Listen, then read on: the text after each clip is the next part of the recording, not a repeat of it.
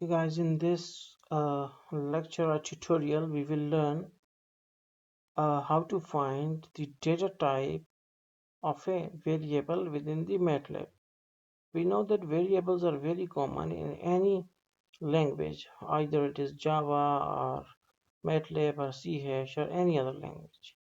So we must have to know the type of that either the variable is of which data type, that either they are string or character or array or integer.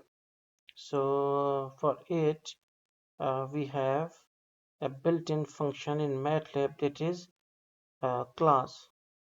In order to find the type of variable, you must have to the I have to use this command, like if we can say that is t is equal to 12, that here t is variable and 12 is a number assigned to t, then class of t, actually what it will give to us, that it will find that either in t there is integer or numerical or uh, a character, what it is. So class of t will return double.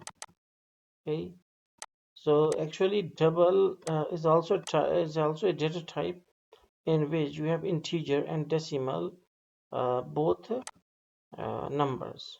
Okay, like also if t is equal to double t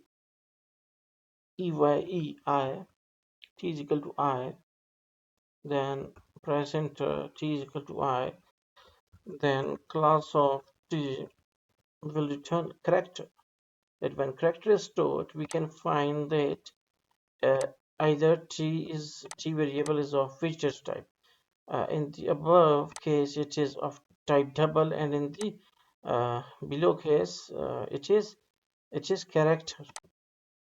So hope you can perform this command task on your MATLAB platform. Okay, thanks for watching.